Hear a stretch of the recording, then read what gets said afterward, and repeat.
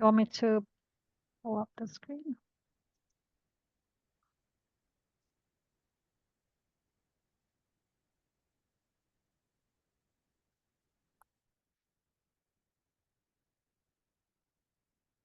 Good evening, everyone. It is 6:31, and we will call the October 27th President's Council meeting to order.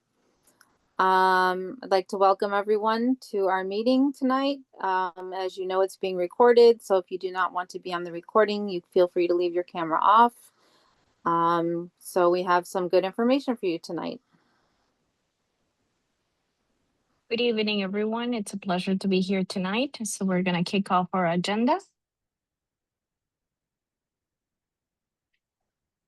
Today, we have welcome and we have the approval of the September meeting minutes.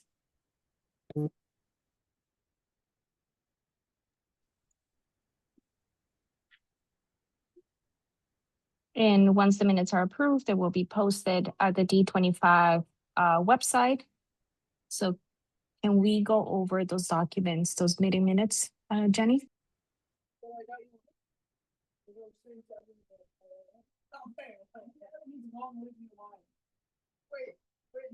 You're in 2020, 2021, Jenny.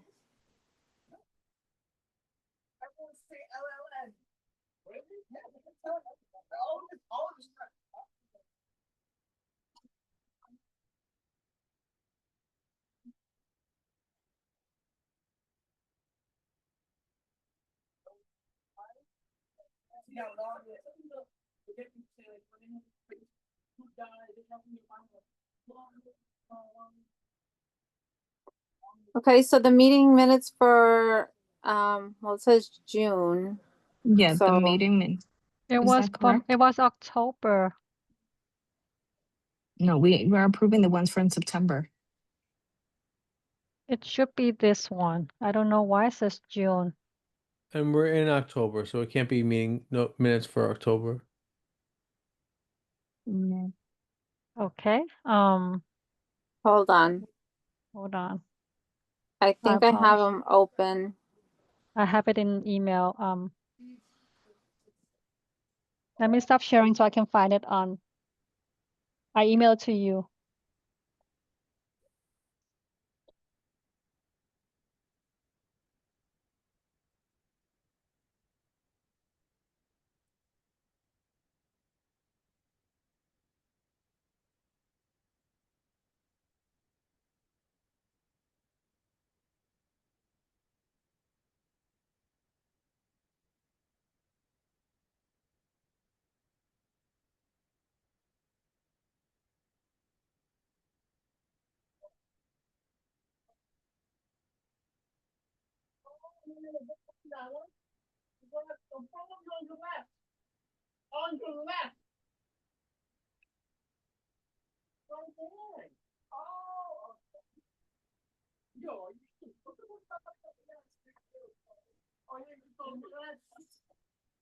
I apologize. I'm still looking on the email. All right, why don't we move on and come back to the minutes? Yep. So We'll if you come want back. to go back to sharing the screen, we'll move on with the agenda. I think next up is superintendent's report. Yep. So Dr. Mike, the floor is yours. I can't find you guys. I don't see you guys right here. Okay. So Dr. Mike, we're gonna give the floor to you first, and then I'll look for the minutes. Yep, sounds good. Good evening, everyone. Hope you guys are all doing well. So we're going to go over a few things with you tonight. Just a couple of points to share. A few things in terms of enrollment dates. This is something that I do share at every one of our meetings. Really super important for all of our families to be connected with. I'll give you a couple of updates on where we're at from the baseline assessment from the start of the year. Talk to you a little bit about a student survey that we shared, as well as a parent survey. Gather some of your preliminary feedback. And what I'm actually going to ask also our parents to do when we get to the parent survey is to see if we can get even more families involved in communicating with us around some of those things that are going on pretty well for them and things that maybe perhaps are not. so that we can use it at at each of our meetings, from CEC, President's Council, DPAC meeting, and so on. It'll just help support adjustments to our goals. Excuse me. So connection before content, I mentioned to you something that I do think is important for all of our schools to engage in. Talk about a couple of celebrations, updates, reminders, and then just some district goal updates from our most recent baseline assessments.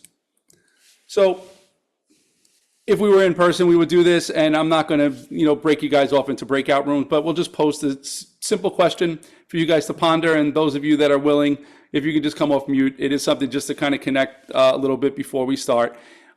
Things that we're asking our schools to do with our students as well, this notion of connection before content, building relationships with our kids being able to build relationships with one another, which brings us to this very simple question. Is there something you are afraid to try, and why? Just a general question, just to get us started. Any of you that have something in the back of your mind, they say, you know what, that's not something that I would ever do. I do have one to share myself, but just take like 30 seconds. Just think about, is this something that you've been afraid of, that you wouldn't try? And why would that be?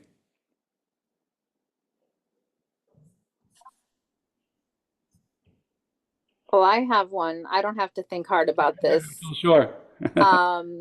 My dentist wants me to do a deep cleaning where Novocaine is involved, and I'm not afraid of the dentist, but the thought of needing Novocaine for a cleaning is something I am very afraid to try, because it sounds painful and I don't want to be afraid of the dentist. Yeah, I'm with you on that. I don't like anything anywhere near my mouth when it comes to the dentist, but I know we have to go, but it's not my favorite either. So I love that. Anyone else have one?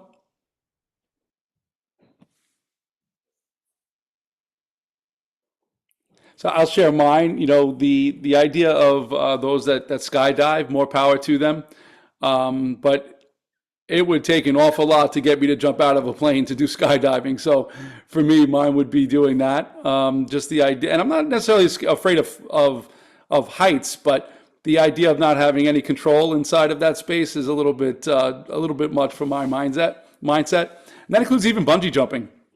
I don't know, not something that's not necessarily for me.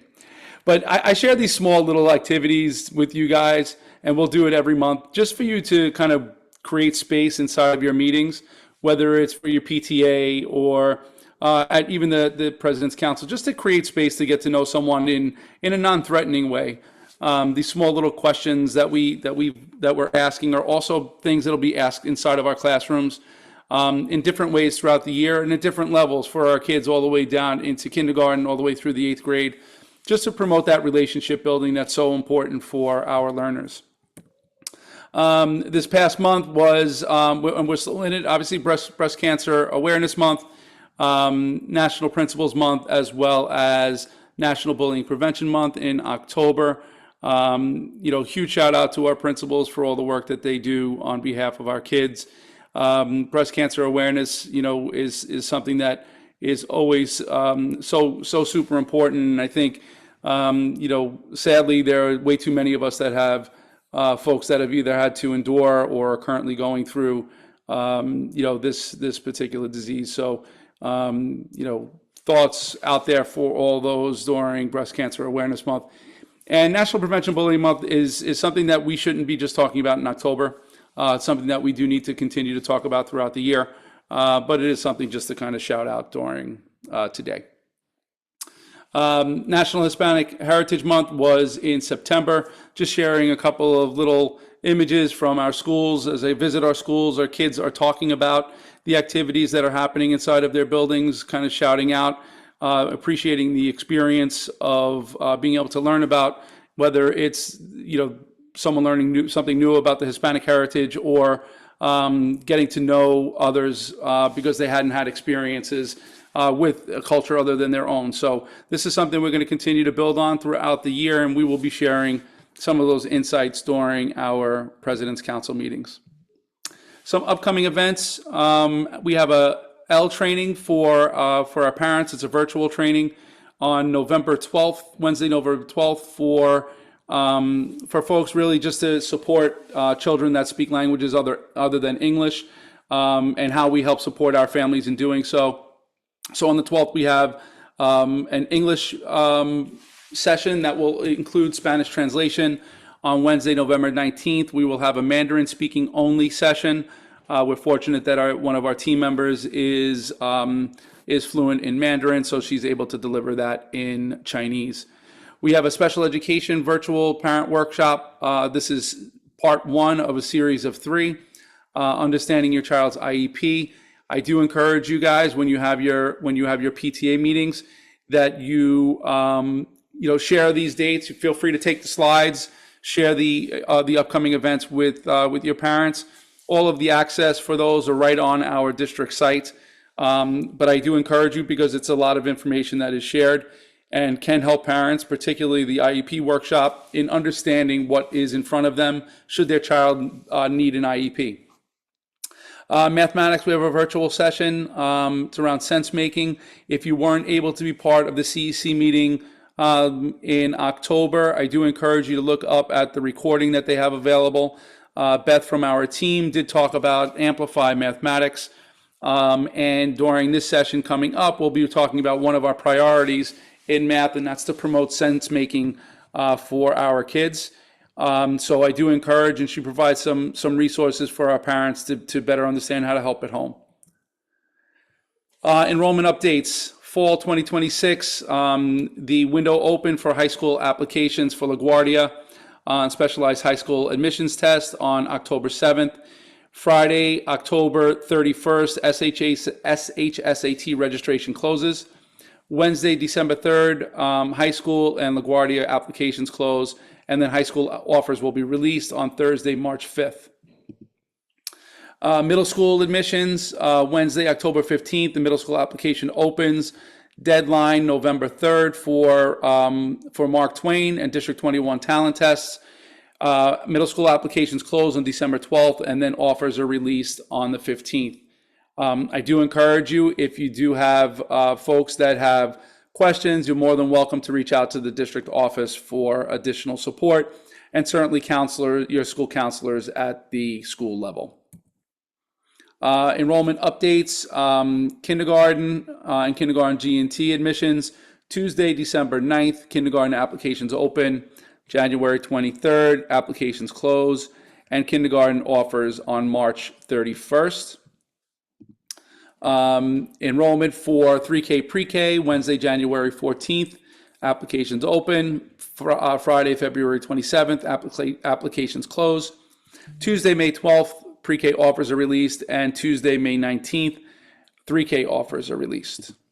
And lastly, G&T grades 1 through 4 admissions. Tuesday, April 21st, G&T upper grade applications open. May 8th, the upper grade application closes. And then on Thursday, June the 11th, G&T upper grade offers are released. So this I did share last time. K-2 reading assessment is the Acadience assessment, and the 3 to 8 iReady reading assessment is administered for our children in grades 3 to 8. In math, we have the assessments in K to 8 is the iReady mathematics assessment, and then MAP is grade 8 for algebra, for the algebra regents, all administered 3 times a year. Now, I share that to kind of give you a little bit of insight in terms of what the current state of performance is, and during the upcoming CEC meeting, we'll be sharing a little bit of a bigger breakdown of this information, but just to give you a little contextualized understanding of where we are. For iReady reading, that's for children in grades 3 to 8. If you look over the trends over the last 3 years, it is a similar starting place. We're a little bit higher this year than we were in 2023. Very similar to last year. We have about 1% change in children that are 1 grade level below. So to give you a little context, dark green means children that are already at or above grade level. The lighter green is early on grade level. Yellow, 1 grade level below. The pinkish is 2 grade levels below. And the red is 3 or more grade levels below. Now, just note that the beginning of the year does not mean that's where the kids are going to stay. We do grow as the year goes on. This is the initial baseline assessment for our kids. For Acadians, this is for children in K to 2. The starting place is relatively similar to where we were last year. Difference of about less than 1% lower than where we were last year. The 25-26 is in the middle, and this is kind of ordered by performance level. So we're around the same starting place that we were last year. Kindergarten is in a lower beginning place than we started last year, which gives us a lot more room to grow for our early readers. And iReady Mathematics, you'll see here from 2022, 23, all the way to where we are now. We have seen a steady progression in terms of the starting place, and we are seeing a little bit of that here by a small percentage improvement for kids that are early on and above, and a little bit of an increase in number of students that are starting below standard. So this information is really super important for our schools when it comes to organization of their MTSS program. For our children that are currently reading below grade level, well below grade level, one of my expectations is that our schools are organizing so children are receiving some additional academic intervention for those that are performing in the bottom 20th percentile of this particular assessment, which are normed. They're normed assessments, so children in the 20th percentile and some that are in the 40th percentile and lower will qualify for getting some additional intervention. And the interventions that we as a district are really focused on is Sound Sensible. And I'll talk more about this as the year goes on. Sound Sensible is really for children that struggle with phonetics. Spire, which is for children that struggle with phonics, and then Phonics for Reading, which supports phonics as well as building up towards comprehension. In the middle schools, we have a program that it's called Rewards. We're also using Phonics for Reading because that's a program that goes up through the middle school grades, and another program called Just Words. So our goal is that we're really trying to meet our kids where they are and provide some of those additional supports during the school day to build them up. Parent engagement, and I will just kind of flash this up. You'll be able to get a better view of this on the actual slide deck.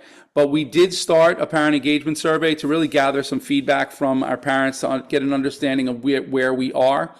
Right now, we only have about 600 responses. I'm going to send out a reminder email to all of our families to give us some additional, as many of people as possible to give us feedback, because then we get to share this with our schools, and then schools can make adjustments as needed.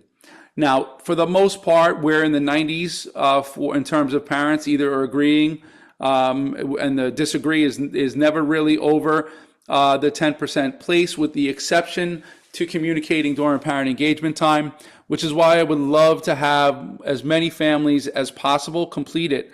And would love it if you as a President's Council would connect with during your PTA meetings, just reminding them, the link is here. I included it in the survey, in the PowerPoint deck, because the more information we have, the more decisions that we can make collaboratively as a district leadership team, as a community education council, as a President's Council, and then certainly as a DPAC team. So, what I do ask is that we continue to share. While 600 is a decent number of families, we do have 23,000 children in the district. So the more feedback we get, the better off it will be for us to make some really strong decisions. Some of the ones that are really important to me is making sure that there are opportunities for our parents to get to know how their children are doing in terms of progress. And it's an area that we still need to grow in, although, we do have 91% of families indicating that they get that, and that's this middle one right here. My school provides me with updates in relation to the progress of my children. This is something we still need to get better at. 9% saying that that's not necessarily the case is something we need to grow in. Overarching, our, the feedback that we get from parents tends to be on the positive side, which is a good thing. But at the same time, we have a lot more that we have to do. So the more families that respond, the better off for us as a community. And this, by the way, I will share with you an update during our November session. Hopefully we have a far more people that have responded. And if they don't, we'll base a lot of our decisions on what we see there and some of the feedback that you have to continue to bolster engagement for our community.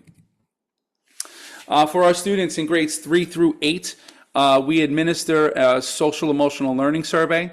And that survey covers the following areas. Self-awareness, this is student perception survey. Self-awareness, social awareness, self-management, decision-making, relationship building, community agreements, connection before content, and supportive environment. The reason why you'll see connection before content and community agreements in there is because this is something we want all of our schools to do. In their classrooms, are they coming to an agreement around how we should be acting, how we should be treating one another inside of our classrooms, and more importantly, what do we do as a collective community when we're not doing that? So that's in there to get some feedback from our kids. The starting place for many of our elements is in the upper 60s to 75-ish range for the vast majority of questions. And if they would not agree or disagree or strongly agree, many are in the neutral. So the way that I look at the neutral means that we have a lot more work to do to make sure that children feel as though they agree or strongly agree with some of these areas, especially when it comes to managing themselves, making sure that they're making responsible decisions and are able to build relationships. The reason why we landed on, the area we landed on for social emotional learning is because some of our middle schoolers in particular, indicate that their peers don't always respect one another. So part of our work is really to promote this connection before content, to promote community building as a whole. So these are the things that we're putting into place to make sure that they happen. And we're following up with these surveys to see where we need additional support and also to get some additional feedback from our kids. One of the other things that you should know, we are piloting, and it started today, which I'm really excited about. In our middle schools, we're piloting a district-wide, district pilot that's coming from the district lens in terms of peer mediation. So we had upwards of 30 children here today in the district office learning about peer mediation so that they can go back and help support conflict resolution in their own schools. For me, the more we have our kids actively engaged in supporting, a positive learning environment, the better off we will all be for not only their social emotional learning growth, but their academic growth as well. SLT training, the session that we're going to be having, just so that everyone knows, is tentatively scheduled. We can take that tentatively out. I don't know why I have that there anymore. It is scheduled for Monday, November 3rd. There'll be 2 sessions, one at 4 o'clock to 6 o'clock, and the other one from 7 o'clock to 9 o'clock. Those that are on the SLT, you'll have an option of choosing either or of them. We did send out a registration link, so I encourage you, if you haven't signed up, please make sure that you have. And things that we're going to be covering, just kind of the SLT 101, Chancellor's regulations, which we have to make sure that we're reviewing with you. Progress monitoring, our expectations around MTSS, which will be different from last year, and then a review of school budgets, just so that you have clarity on where you find it, what you should expect in terms of your school sharing, and the questions that you can ask if you have them. We're also going to ask all of our SLTs to complete this brief survey before everyone leaves on the evening of the SLT training. And the link is here, and I'll just quickly open it. Some things that are in here that is really important. It's going to ask you questions around what's happening in SLT.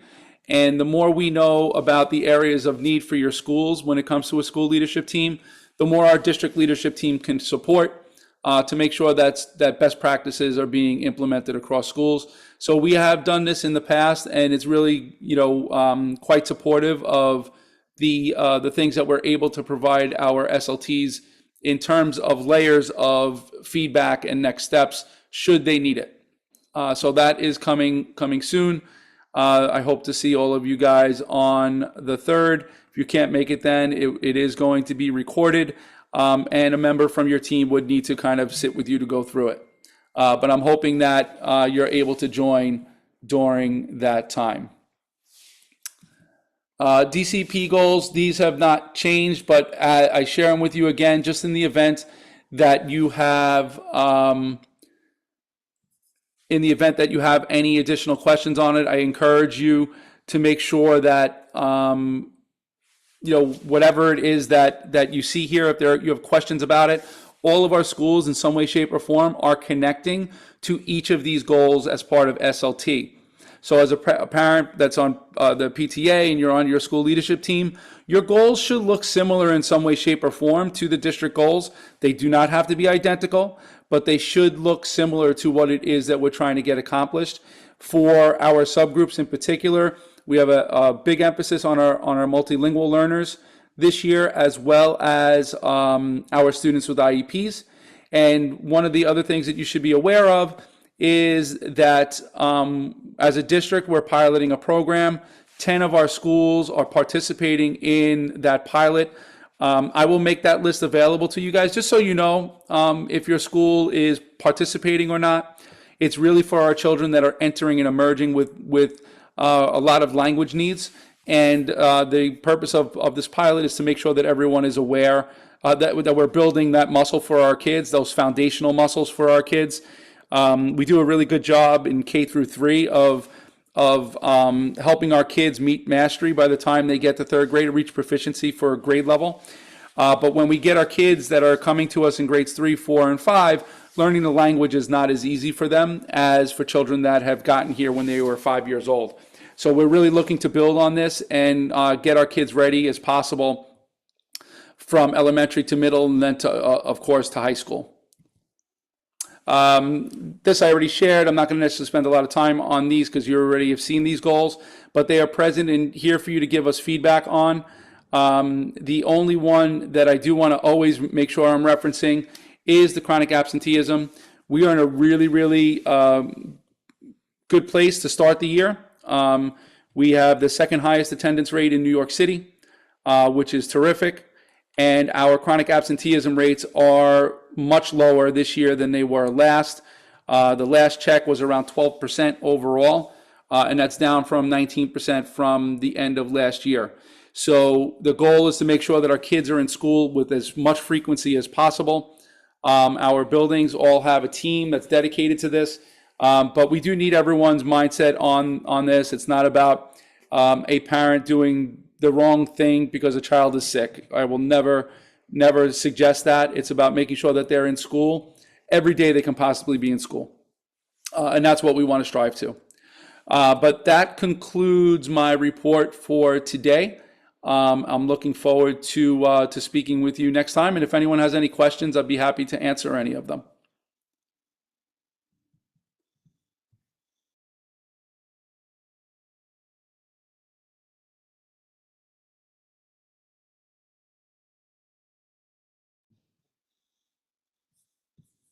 Any questions, anyone?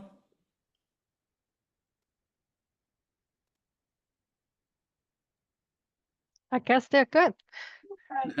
I was going to say, if anyone has questions, you can either unmute yourself and ask the question, or you could put it in the chat if you prefer not to speak. So those are your two options. For me, for those of you who are new, I really do, I do appreciate when folks share some things to think about. It helps with the decision-making process. So, it doesn't have to be right in the moment, but if things are hitting you and you say, you know what, this is something that I'd love to know or love to learn more about, or I have a question for Mike or the team, don't hesitate, share, whether it's with Rachel or Veronica or Jenny from the team, don't hesitate, and we'll be happy to, to organize around it. Yep. But thank you. Thank you, Dr. Mike. I just dropped our District 25 email address in the chat. If you should have any questions coming up, just feel free to email us. But thank you, guys. If anyone has anything, I'll be happy to answer. I was just curious if we could get a copy of the presentation. I wanted to get the copy of the dates that you were discussing. Yeah, sure. So if you go right to Lewis, if you can put the website in the email address in the chat, excuse me. If you go right to the to our district website, you'll see it has all of the public meetings. Once you click on the President's Council, there is a meeting documents, and you'd actually see it from the past 5 years. You could look at anything that you want. They're all dated. With the, hold on, you know what? Let me actually just share my I will, screen. okay, Dr. Ma, if you don't mind, because I was going to show the website anyway at the end of this meeting. Yeah, let me just quickly show you where.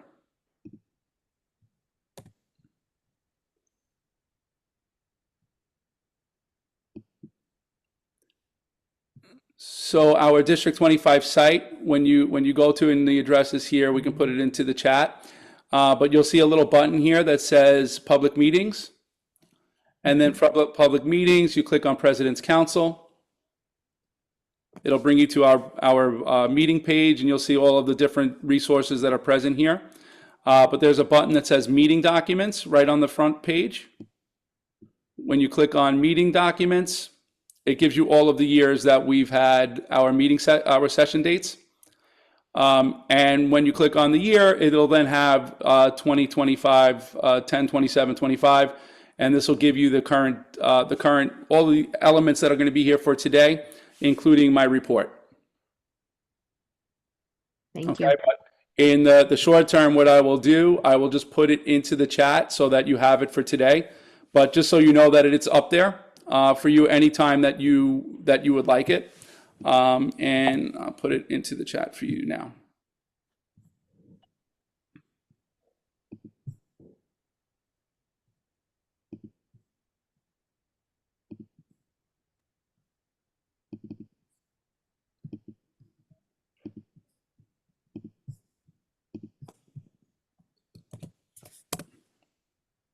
Okay, there's the slide deck is right in the chat. You're welcome to go in there, and all of the dates are available to you. Thank you so much, Dr. Mike. You're welcome. My pleasure. Anyone else have questions for Dr. Mike before we move on with the agenda?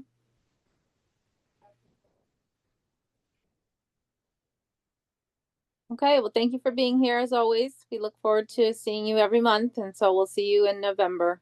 Can I also just Well, say, see you November 3rd, can I say one more quick thing?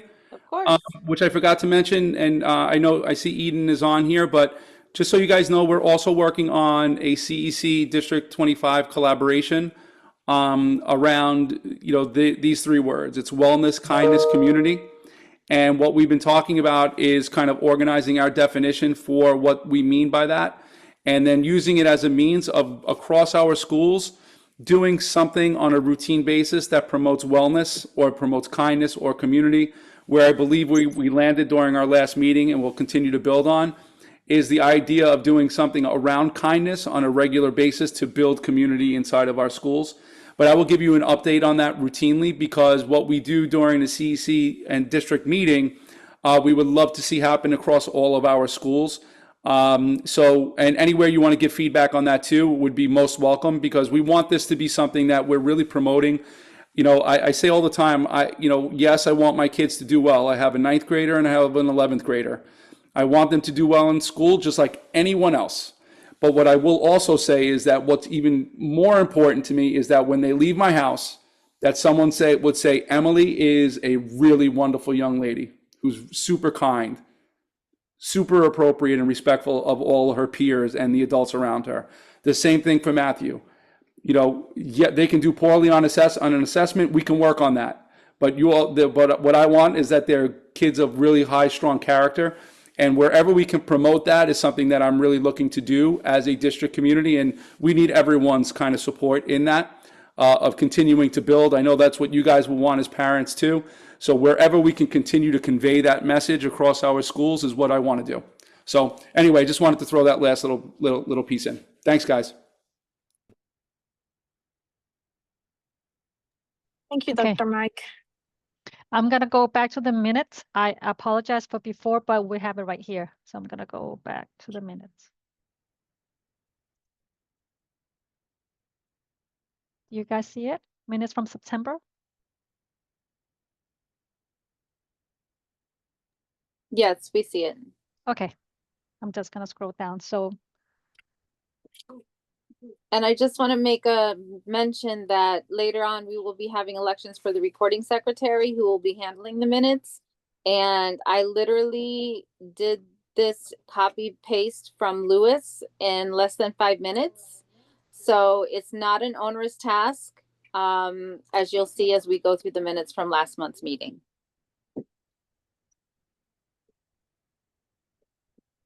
So you can see why we ask you to rename yourself with your school, so we can have that for the minutes purposes. We have the agenda listed here, which it pulls directly from the documents. Dr. Mike's information that he shared, he was double booked, so he briefly went over some of the same things he was able to share tonight about the testing and connection before content and the wellness, kindness, and community.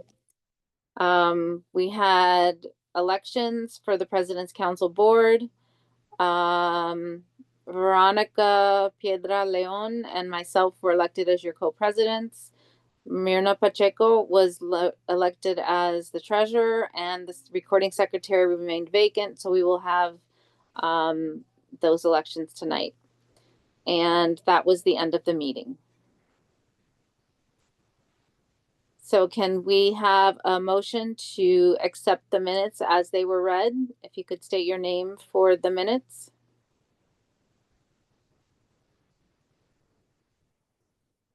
Stacy Goldberg, I approve. Thank you, Stacy. You're welcome. And if someone could second the motion and state your name for the minutes. Charlotte, go ahead. Thank you, Charlotte. Okay, so the minutes are approved. Because I don't think we have a poll for that, so we'll have to make that for next month's meeting. Okay, so next is how to set up a Zoom meeting, and we will turn the floor over to Louis Lotito, who is our resident tech expert. All right. Hello, everyone. Thank you for having me tonight. We're going to go over, oh, my camera's closed. We are going to go over some Zoom meeting etiquette and essentials. It's a little hard to show you the Zoom application while we're actually in Zoom. So we're going to do a lot of our work on the Zoom web interface where we can set up our meetings, access our meeting recordings and other things. And I'm also going to share with you the video resources that we have available from the past that you can look at to kind of see how the Zoom application works. So I'm going to quickly go ahead and share my browser. A lot of windows open.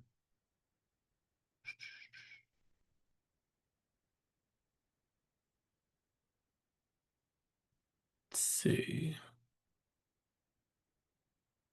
Okay. All right. So as Dr. Mike, let me see. As Dr. Mike explained, we do have, let me see if I bring this forward. Hold on 1 second. Let me share the other one.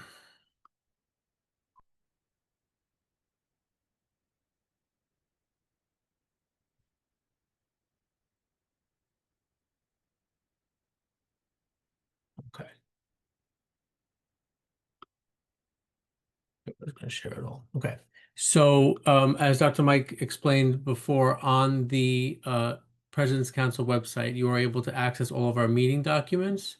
So if you go ahead and choose meeting documents and then choose the current school year 25-26 and then choose today's date, we've named the folders the European format of dates because when you sort it, it puts it in chronological order, which is really nice. And then you're going to see here that I have a document called Zoom tutorial links, and that's going to bring you to this document that just has links to some other resources. So these are all YouTube links on how to do certain things using your New York City Public Schools Zoom account. So there's a video on how to log into Zoom, which we're going to go over together here. We have a document on scheduling a public meeting the correct way, choosing the correct settings, which we're going to go over today live. We then have in-meeting Zoom options and features. This is the one part that's hard for me to share because we're currently in a Zoom meeting. So I'm going to refer to you to that video to quickly see how we have different security and different features in a Zoom meeting, such as turning off the chat, turning off people from preventing people from unmuting themselves, stuff like that. Some things that might be handy if you ever find yourself in a large meeting that you want to control a little bit better. And next is how we access meeting recordings and transcripts, which we can go over that as well. That's all on the website. So the very top of the page, I have a link here. It's nycdoe.zoom.us. And this is going to be the website we use to access our Zoom web interface. So when we go to the website, we're greeted with 3 options. The green button lets us join a Zoom meeting that's currently in progress. The blue button lets us host a meeting or start a meeting on the fly.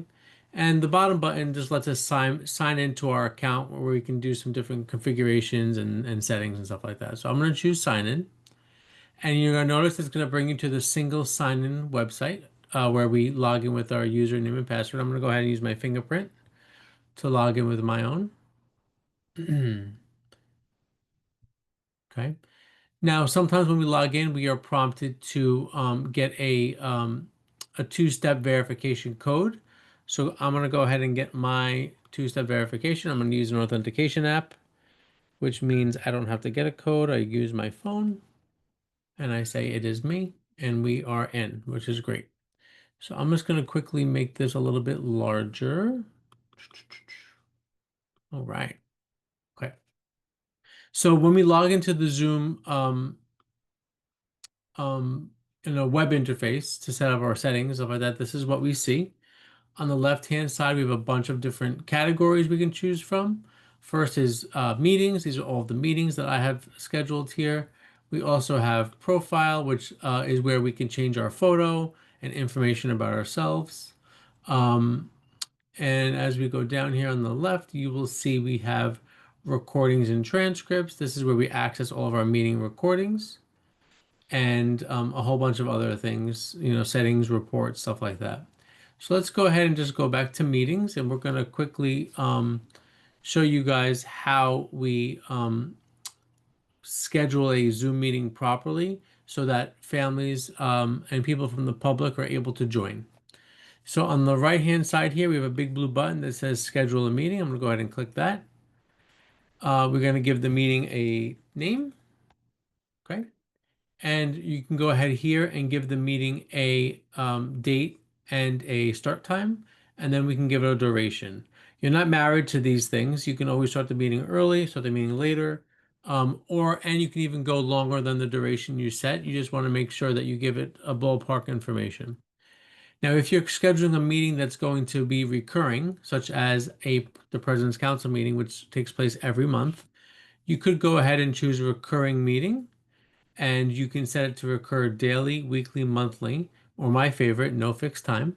And this just creates a meeting that will never expire, and allows you to use that meeting link over and over and over without it changing, which is very handy to make things easy for families and for everyone. So that's how we set up the President's Council meeting, using a recurring meeting that has no set time. Okay. If there's any questions, just stop me at any time, okay? Because I can't really see the chat or anything. Okay, so we have our time zone. We'll go down here. And we have the meeting ID. So every Zoom account has a personal meeting ID. This is one that's linked to my account. We typically don't use this because we want the meeting ID to be different for every meeting we have. So I choose generate automatically, and that will generate a new meeting ID. Some of you might not even be able to choose this option when you log in with your Zoom account. So if you're not able to select this, it's fine. Generate automatically is the one we want to use anyway.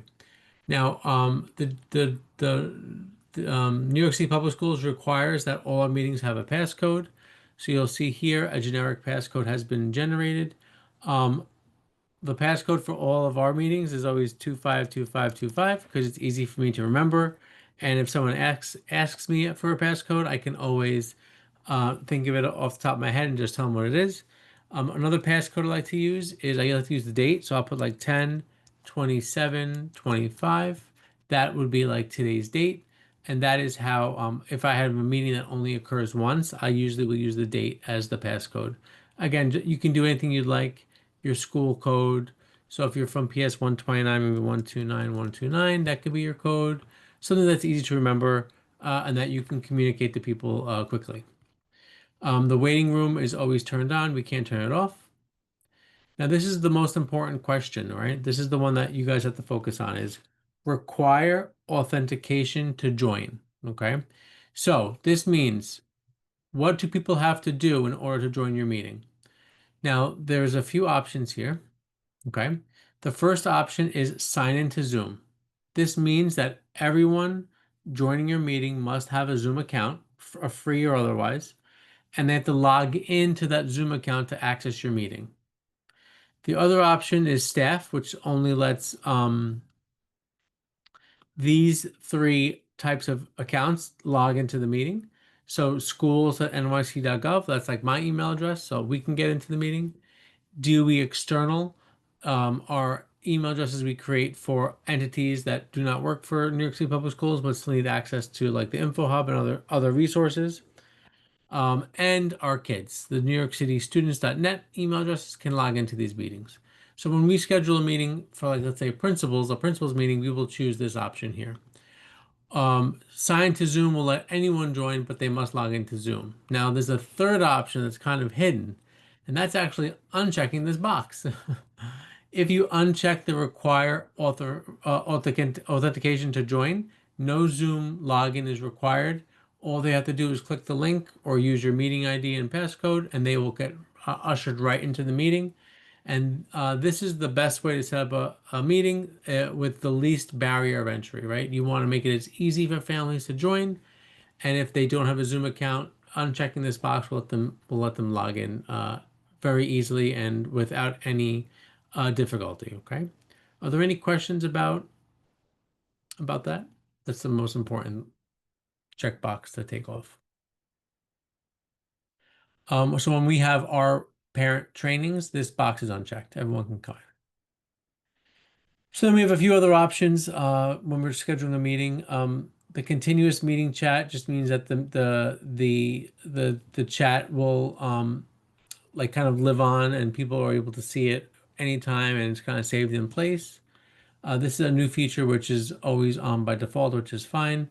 When you enter the meeting, do you want your video to be on or off by default? So usually we keep that to off so people can choose to turn their cameras on.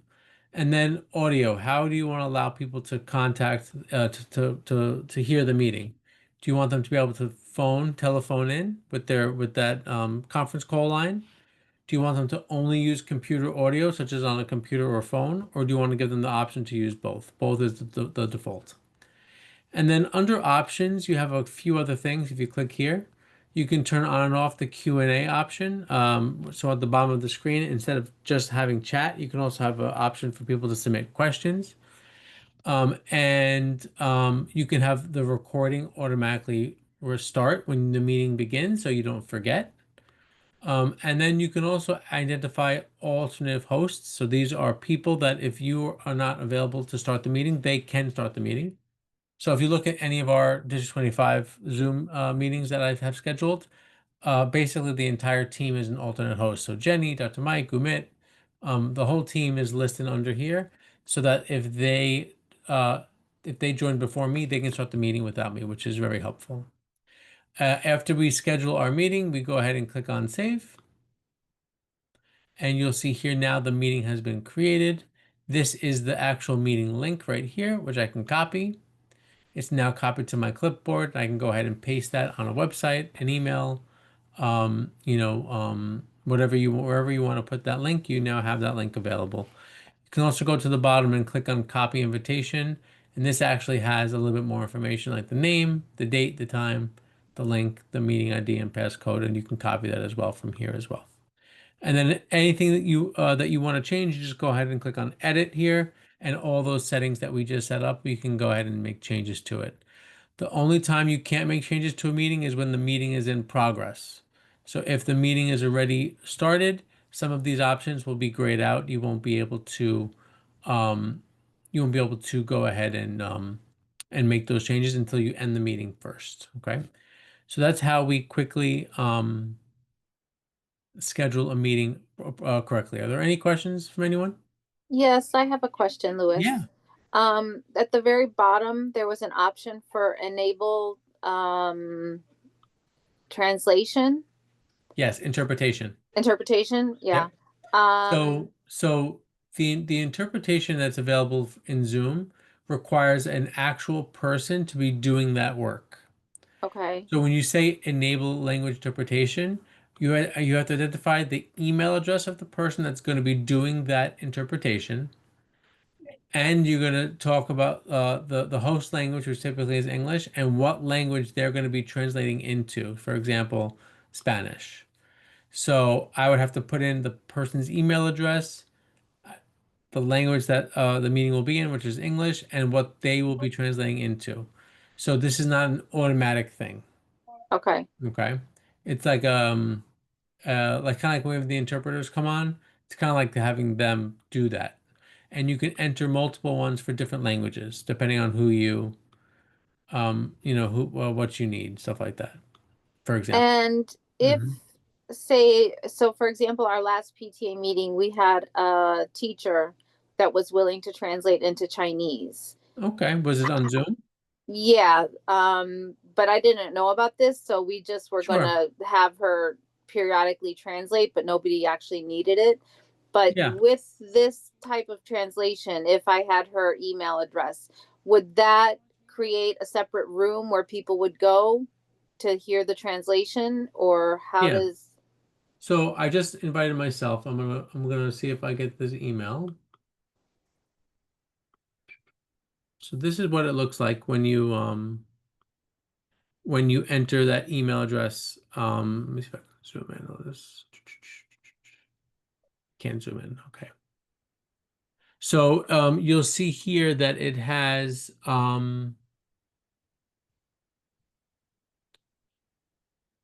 just an invitation to the meeting, and then you'll see that when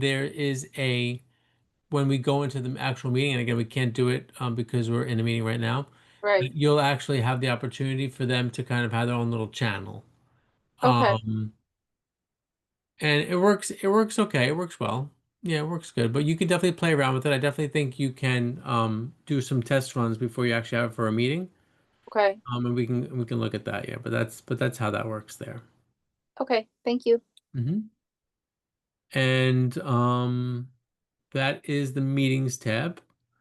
We also have the recordings and our transcripts. This is where all of our meeting recordings get saved. Recordings are only saved for 60 days. So if you are going to, and you'll see here, President's Council is going on right now. I'm going to scroll down to President's Council from last time, just to open that up. The meetings are only kept for 60 days. This meeting will automatically delete in 18 days. So if you do want to save these meetings and put them somewhere else, it is encouraged that you download them to your computer and upload those files somewhere else. So we had stopped recording and then started recording, which is why we have recording 1 and 2 here. But it was the same meeting that just got continued. And you'll see here that Zoom records every single angle. So we have the shared screen with the speaker in the corner. We have just the person speaking. We have the gallery view, which is the grid of all the Brady Bunch heads on Zoom.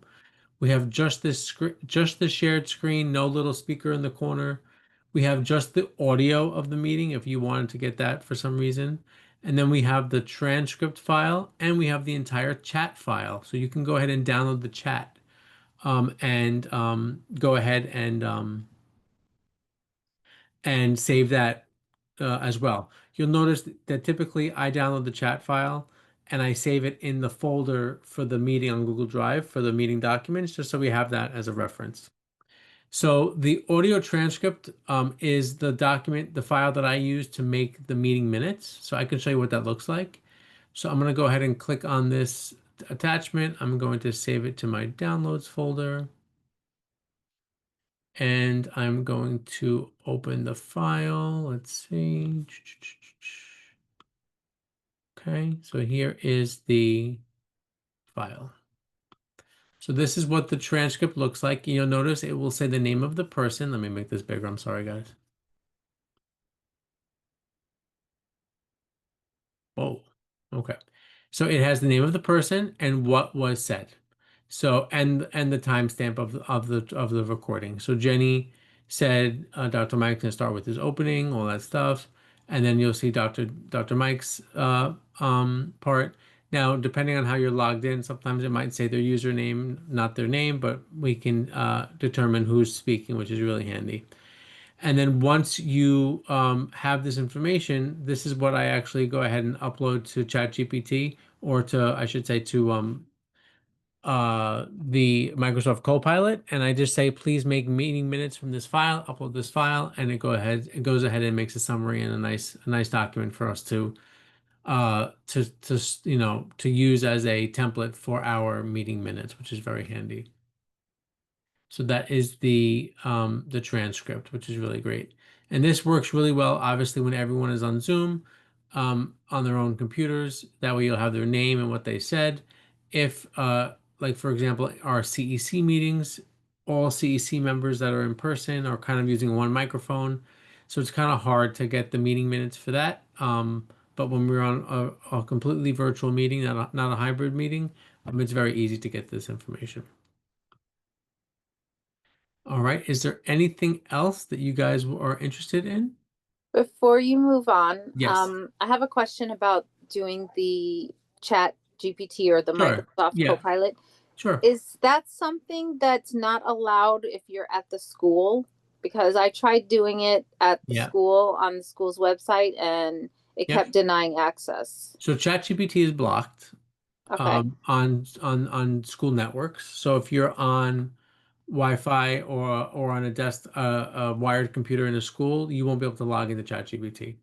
But Copilot and Google Gemini are both authorized to use with our DOE accounts. So you can log in with your school parent leader account or your PTA email account, and you'll be able to access full versions of Copilot. So here I'm going to log in with my fingerprint, and it's going to bring me to single sign-on. But since I already logged in, it should just pull me right in, which it did. So here is Copilot, and you'll notice over here I have a little green badge icon, which says Enterprise Data Protection. That means that we are logged in with the correct account, and Microsoft is not using any of this data for anything else. It's not using it to train any of their models or anything like that. So what I can do is, I can say make a meeting summary from this transcript. And then I'm going to go ahead and find my file. Boom, boom, boom, boom. Now I will say that sometimes it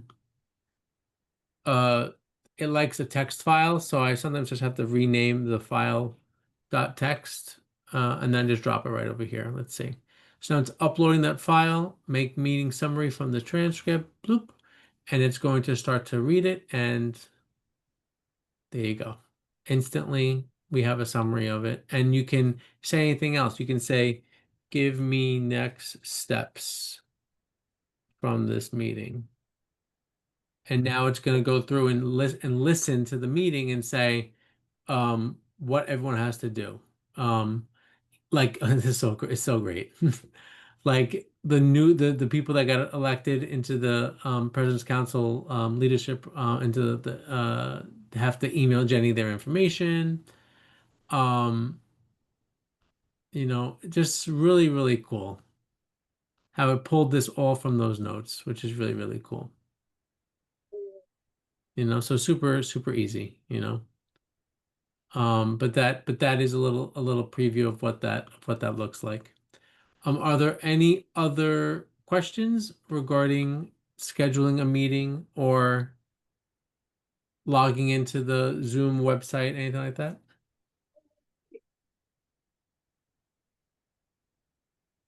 So you'll see here, this is the meeting that we're in right now, and there's a little red icon here that says it's in progress. and then you'll see the edit button is not available because the meeting is in progress. And here's the alternate host. Remember I said my whole team? The whole team can start this meeting, not just me, which is good. All right. I'm gonna go ahead and stop sharing and see if there's any other questions. And again, I shared the document earlier at the beginning with all those YouTube video links. Definitely watch those. It goes over again in detail how to you know, access a lot of the different features that are available to us. And that's it.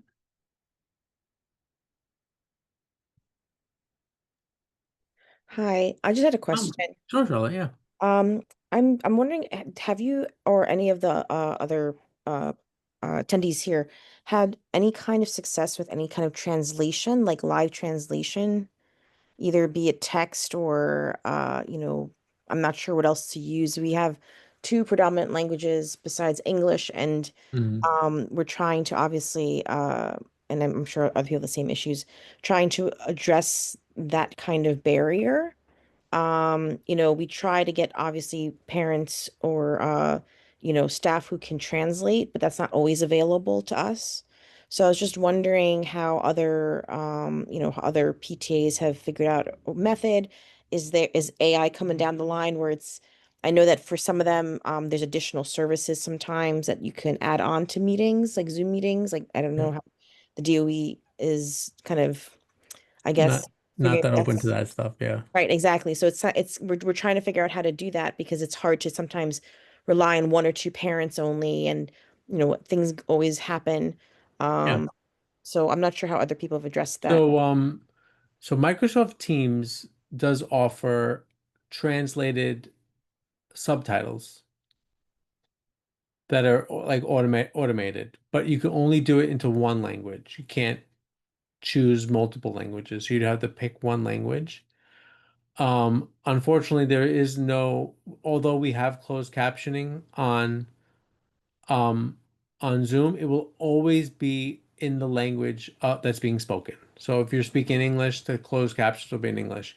If you're speaking in Spanish, the closed captions can be in Spanish, but it can't translate.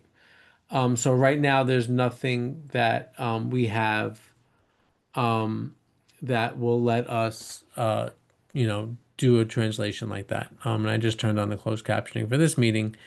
And if you go into the bottom, you can go ahead and you can see that. But there's no translation as of yet in Zoom. Does anyone else have any solutions that you guys know of? I know that there is the interpretation unit I that was you go, yeah. can, yeah, go ahead, Jenny, go ahead. No, I was about to mention about the translation unit that they can arrange a call in. The PC can help arrange, to call them a specific time because they are open 24/7. So you can do that. And I know there's also translation fund set aside. Each school has its translation fund set aside. That's something you can discuss. Oh, that's not for the PTA meeting. Or can schools use that for the PTA meetings, Louis? I mean, I don't know. I feel like Mhm. the parent meeting should be given a Sure. priority for that. Yeah, yeah.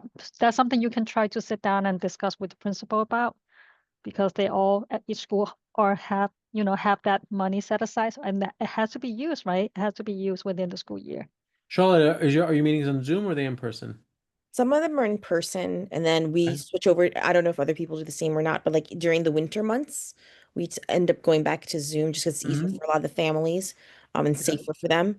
And then we switch back. And so far it's been working for our community. Nice. Some parents can come in, and see their children, especially when you do student of the month, like they can see their children walk across the stage. It kind of brings Mhm. everybody in. And then, we revert to, like I said, winter months to be virtual, so it's safer for everybody. So I'm so sorry, can you tell me a little bit more about arranging a call-in? Where am I finding information about that?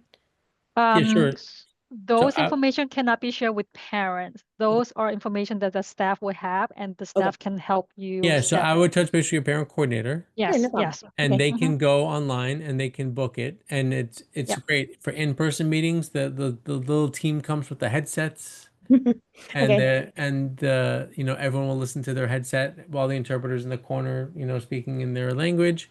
Mhm. And then there's also a service where they set something up where families can call in on a phone number Oh, yeah. while watching the Zoom meeting and listen in their language, but still they still get to see and hear it in English as well, which is kind of nice. It's not just Okay. one or the other. Okay. So your parent coordinator knows how to do that. Okay. Yeah. Thank you so much. Yeah, no, good question. Do you think it'd be easier? All right.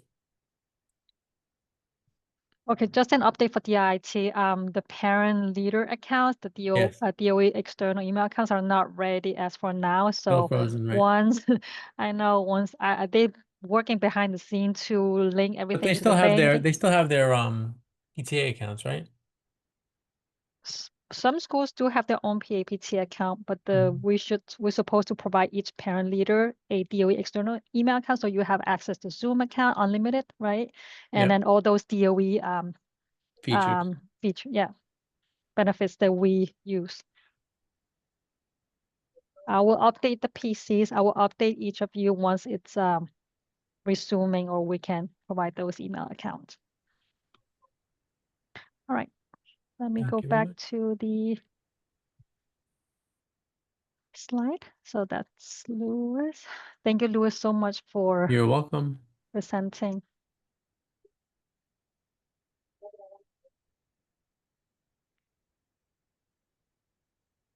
Rachel or Veronica? Yes, we are. Thank you very much, Jenny. Thank you very much, Louis. We are now here's a brief summary of the District 25 President's Council Executive Board members. Myself, Veronica Peter Leon, is one of the co-presidents, Rachel, Myrna, and we do have a vacancy for the recording secretary of President's Council. We're very excited to be here with you, and we're going to move forward with the review of the bylaws. So Rachel, would you like to take this on? Yes. So, as you all should know, as the states in the third bullet, PTA bylaws, and in this case, President's Council bylaws should be reviewed every year and updated every 3 years. Our President's Council bylaws are actually beyond that, so we want to make sure and review them at this meeting, and then they will be voted on at the November meeting to be adopted. No changes have been made. We will go over the bylaws themselves, but we just want to let you know that we did not make any changes from the previous bylaws. If you do make changes to your bylaws, for example, you want to add co-presidents where you only had presidents before, bylaw changes must be reviewed at one PTA membership meeting and then approved at the following membership meeting. You also need to outline or identify what changes are being made. Parents may want to vote on them one by one, or all changes can be voted on as a full slate as opposed to one by one. If you cannot find a copy of your current bylaws, you can ask our family support coordinator, Jenny, if she has a copy. If the district office does not have a copy, you can create them now for going forward using the template from the A660, the Chancellor's Regs. So, Rachel, can I add something? yes. So over the summer, I went through all the bylaws. Many of them are outdated. And again, the bylaws should be reviewed annually and should be updated every 3 years. So I'm going to reach out to all the parent coordinators because they will be reaching out to you to ask for a copy of the most up-to-date bylaws. So please have a copy ready for your parent coordinator because we're going to be collecting them for our November meeting. Okay? So just a heads up, I will be reaching out to all the PCs, so they will be reaching out to you for a copy of the most up-to-date bylaw, so we can keep a copy. We always keep a copy as a backup. Thank you. Okay, so do you want to share the bylaws so we can go Sure. through? Yep. So again, I log into our district website. all the meeting documents are posted. So for this one, we will go to President's Council meeting and meeting documents. Let me click on the correct year this time. And the correct month. And the bylaw has been posted. This is from 2021. This is the latest bylaw that we have. So Rachel, you So- wanted to review them now or? Well, do you have the updated ones that the Word document that I shared? That's the one you share, right? This is the one I shared today. Yeah. I shared the actual bylaws that I did with the current template. Okay, on. so, okay, maybe I got a little, I have it. I was a bit confused. I So let me, can share it right now with you so you okay, don't have to go looking for it. okay, thank you, Rachel.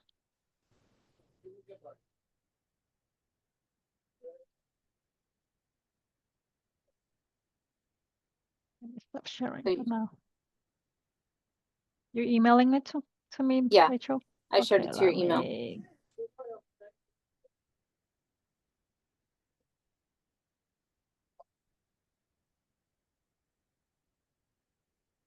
Okay, let me download it quick. Give me 1 second. Sure. Download.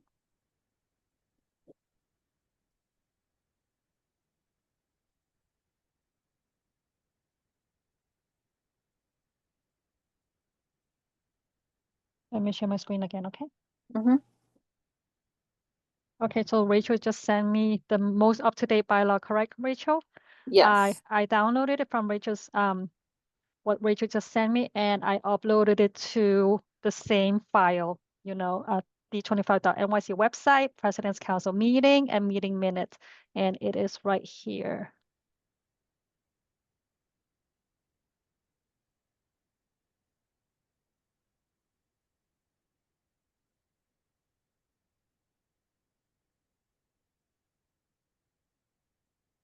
Okay, so we'll go over it briefly. I'm not going to read every single line.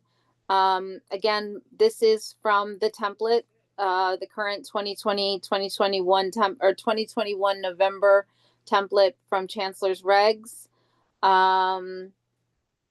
It does mention about dues. We haven't been collecting dues, but we may start this year. We may plan something with the district office. But again, that $50 is the same thing that was in the previous ones, if you want to look at that PDF. Officers, the mandatory officers are president, recording secretary, and I don't know why it doesn't say treasurer, so we'll have to update that. The underlined items are the ones that you have to physically enter. So within the borough of Queens, we do have a bank account. So a treasurer is a mandatory officer. The term limits for each officer position shall be 3 consecutive 1-year terms. We do have both president and co-presidents positions available. Also for recording secretary or co-recording secretaries. Again, most of the duties are the same as the ones you would undertake as your PTA functions. Treasurer and co-treasurers are also an option. Again, same duties. The non-mandatory officers, there's a first vice president, corresponding secretary, and an assistant treasurer. Although generally we don't get those positions, as you know, we've been trying to get a recording secretary for 2 months, so hopefully we'll get that tonight. Notices must be sent out 10 days in advance. Eligibility, details on the voting. And again, most of this is exactly the same as PTA bylaws.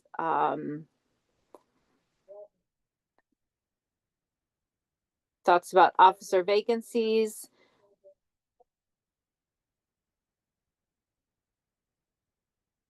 the ranking for succession, expedited elections, disciplinary action,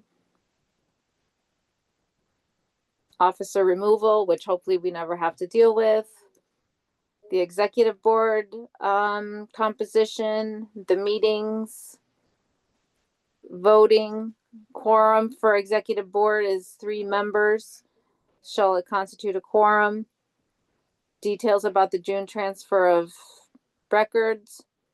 The general membership meetings, this is where it's held monthly, September through June on the 3rd Monday of the month at 6:30, unless that date falls on a holiday like it did this month. The order of business. Quorum is a council member, so in order to have any voting, we need to have 2 executive board and 6 parent members. Again, same as your PTA, PTAs.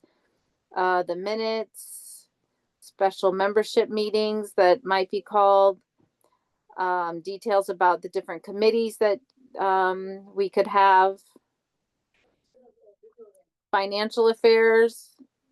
The president, treasurer, and recording secretary shall be authorized to sign checks. The budget process, that the proposed budget must be presented at the June meeting.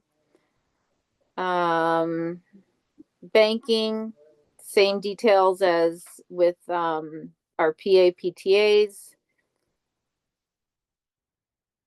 Details about ATM cards and appropriate use and inappropriate use. Things that cannot be done, such as using withdrawals, if an audit committee is ever needed, financial accounting, the different financial reports that must be done, which we always remind everyone and go over it. And then just a vote is required for approval, and then the signature page. So does anyone have any questions about the bylaws, the updated bylaws as they've been read out or overviewed?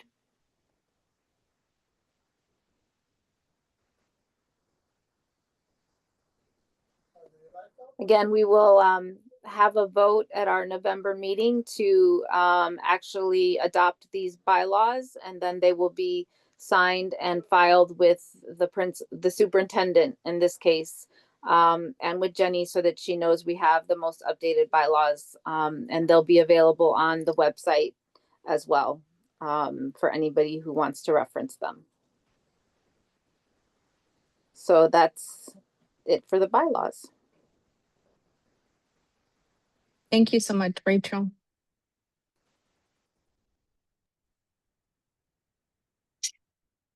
We will now move on to a couple of our reminders. The PA, PTA, and SLT election certification form. As always, the PTA keeps the original. The parent coordinator keeps a copy. We have 2 annual financial reports, one which is due in January 31st and one which is due in June 30th. If you don't have the form, you can always reach out to Jenny and she can help you and guide you through that process and what that looks like. We also have a proposed budget report, which is due by June with the membership meeting. And just to clarify, Jenny, the proposed budget needs to be submitted to you, to the district office, or should be kept with the principal? I believe this one should be kept with the principal. I mean, I don't mind collecting this one as well, but I haven't started collecting this one. I've been collecting certification forms and financial for June and January. But I believe district office should be collecting that one as well. So when we get audited, we have everything ready. Okay. Thank you very much, Jenny. Next No slide. problem. Yeah. And then we have the PTA link. They do have office hours on Thursdays from 10 to 11 a.m. They started in September. So if there is any type of questions that you may have regarding to the PA, PTA, you can always come to their office hours and they will be more than happy to answer your questions.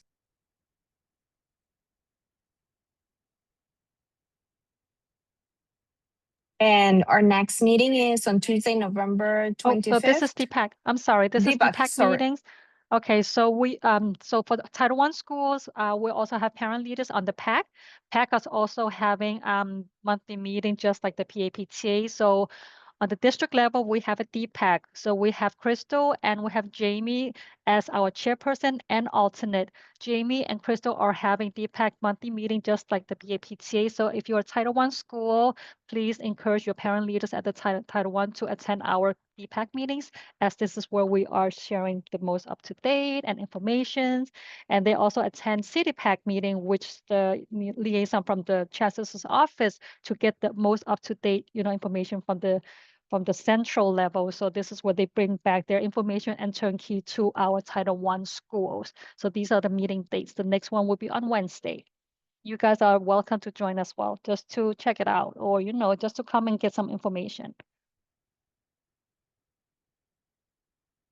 And Eden is here. I'm looking at Eden. So these are our CEC meeting dates. CEC meetings are in person for our CEC members, but there is a hybrid link that you can listen in through our d25.nyc website. And it's at 7 p.m. On these dates in person at Linden Place. So Jenny, just to chime in there, November 5th, we will be talking about middle school admissions. So if you know any parents that are looking to get some further information, that is the focus of our November meeting. And that will be on November 5th. I know we have to check off the other ones that have passed already. But yeah, November 5th. And we do have a full council. Everybody is assigned to schools. So they should be doing school visits. They may connect with you guys at some point, but everybody is working on getting to the schools that they're assigned to. So thank you. Thank you, Eden. I do have a question, Eden. If a school has not heard from the community, from their CEC liaison, should we reach out to the council directly, or what should we do? So our administrative assistant had connected each of us to the parent coordinator of the school. Some of the parent coordinators may or may not have responded. If that was the case, I did instruct the council members to let us know so that we could then get the principal looped into the email. I haven't heard from anybody that they haven't heard back in one way or another at this point. But if you yourself hear from the principal or the parent coordinator that they haven't, feel free to email us, and Egypt and myself can kind of look at that and see what's going on with that. Alrighty, perfect. Thank you so much, Eden. No problem. And these are our President's Council's meeting dates, Veronica, if you want to. Yes. So our next meeting is going to be on November 17. We will be sending our agenda as well as the topics that we will be discussing once we meet and agree upon the next topic that we're going to cover for our upcoming meeting. And are there any questions or any type of feedback that you would like to share at this time?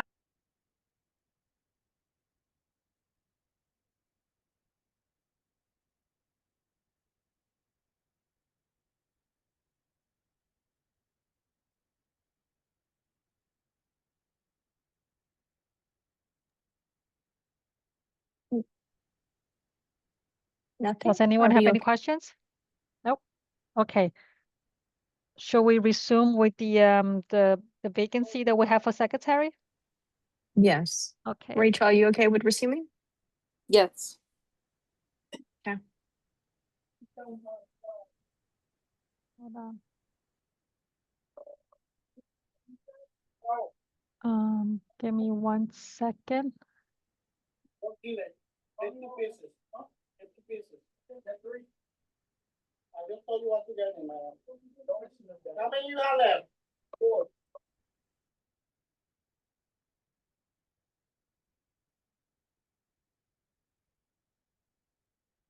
So right now we have one opening, which is the secretary, PAPTA secretary, recording secretary. It's vacant. I'm trying to look for the roles. Give me 1 second.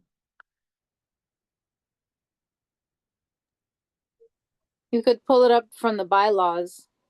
Is it on? Yeah, you're right.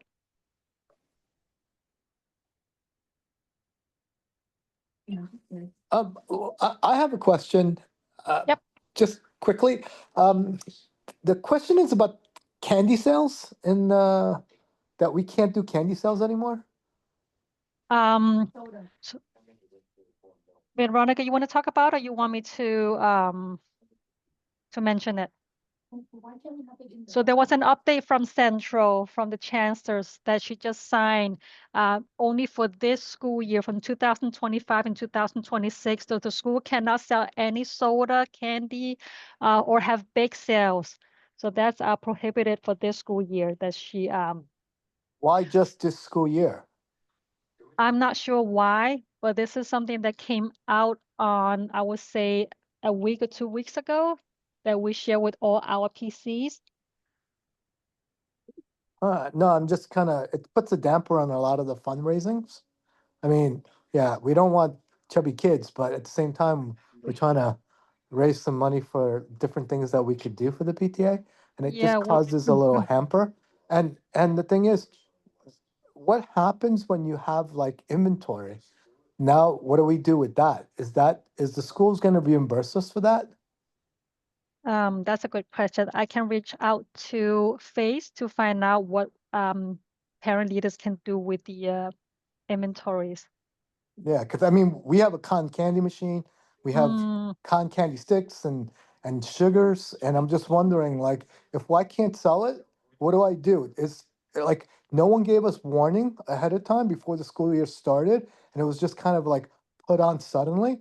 And I yeah, think it's kind of unfair that the PTAs, whoever invested in whatever it is, gets it now has to eat that inventory and cause us kind of economic harm.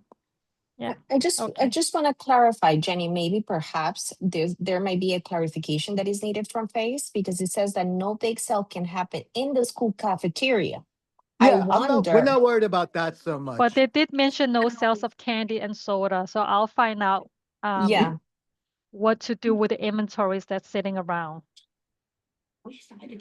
Just to interject really quickly, I mean, if they want us to increase fundraising opportunities throughout the year, but at the same time, when we sell candy, which is one of the biggest ways of fundraising for the Mhm. school, you're not allowing us to raise the money that we need.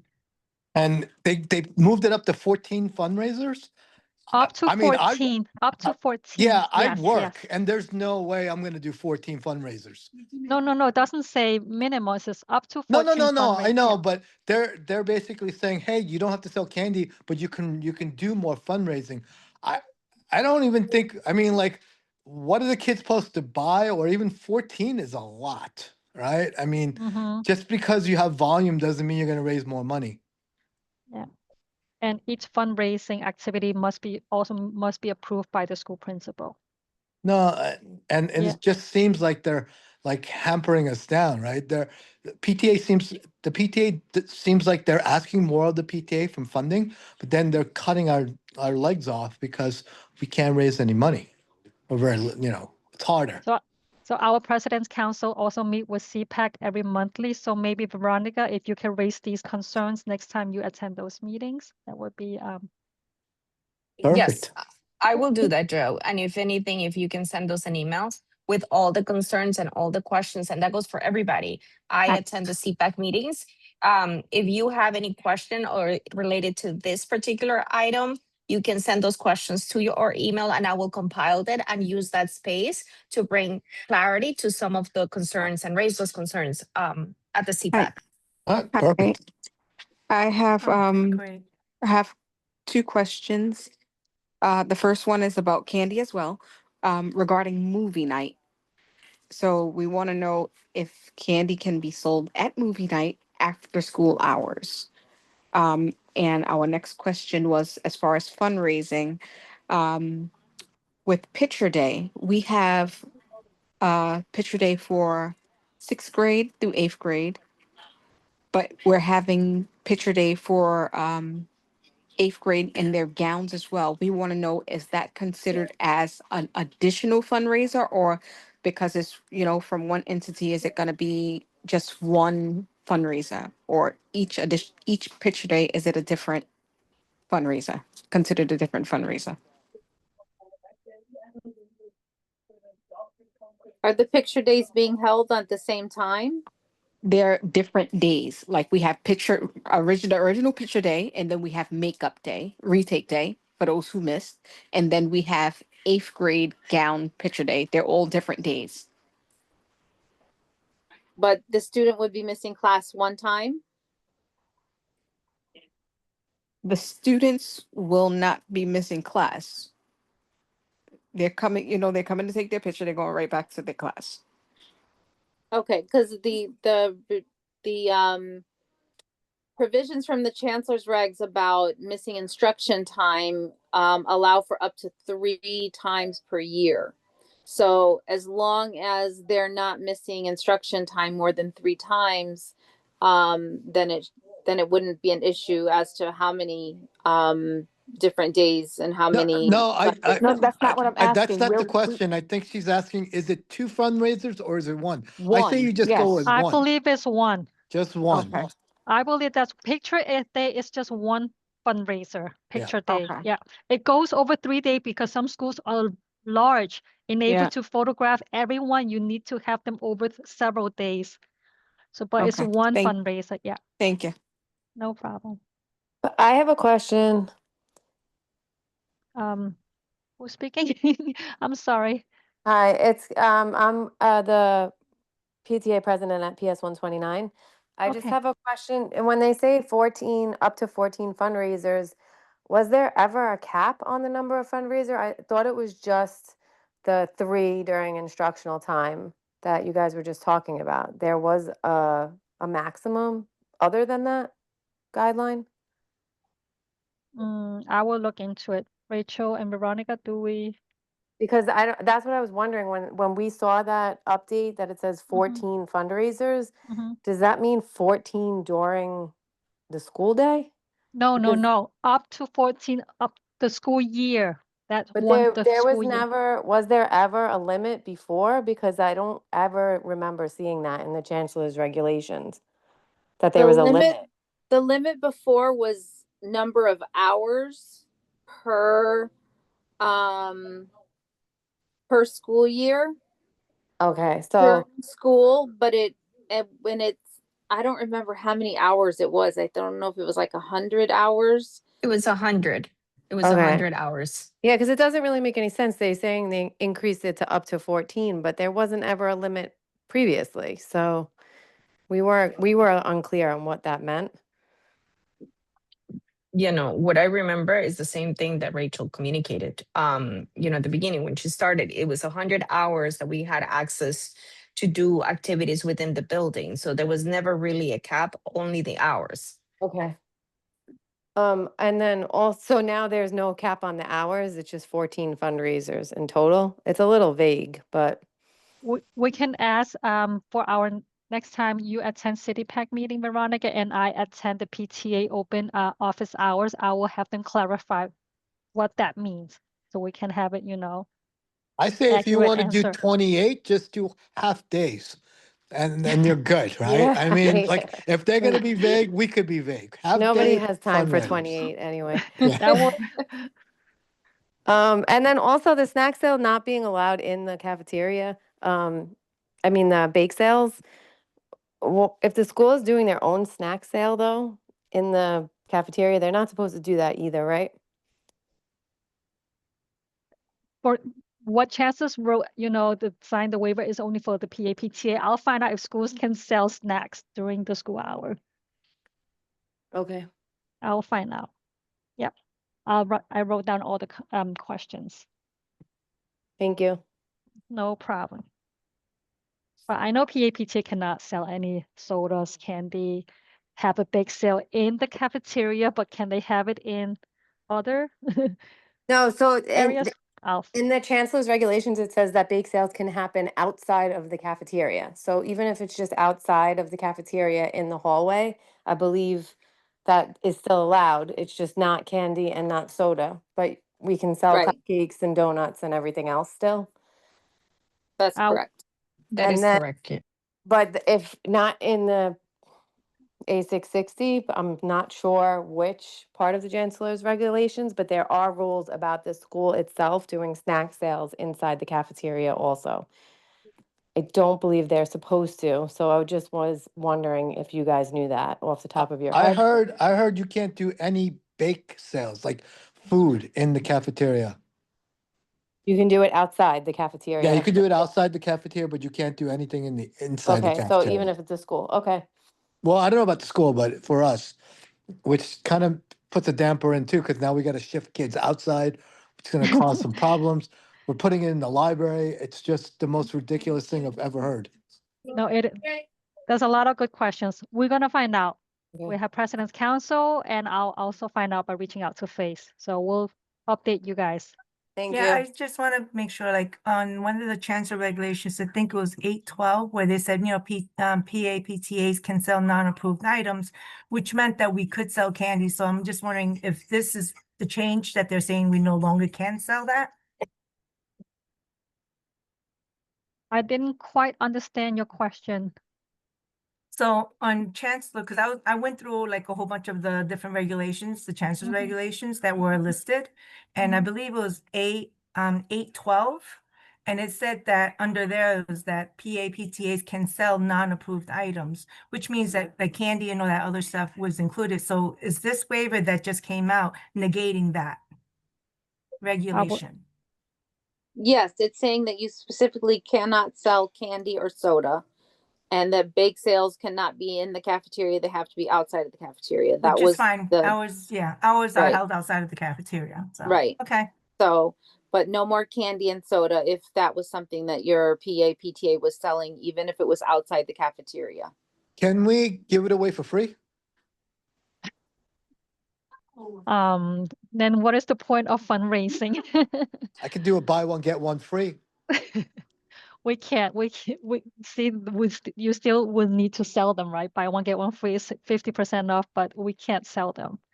That's the thing. Right, if you can find out what we can do with Okay, whatever stock with that the- we have, Yes, yeah. yes, Other yes, we than will. making the school, the school lose out on the money that we And we already don't want to paid. throw away, it's gonna Correct. expire at one point. Yep, I'll find out. We Thank will you. find out. Mhm. Because one possibility we've done before in our school last year is we sold candy at dismissal outside the building.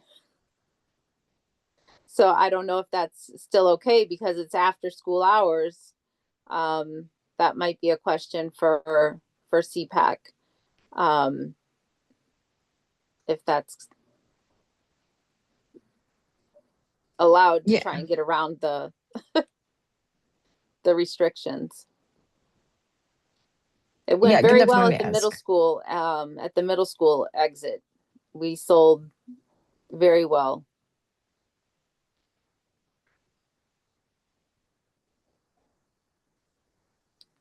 Are there any more questions or can we proceed with the elections for the recording secretary?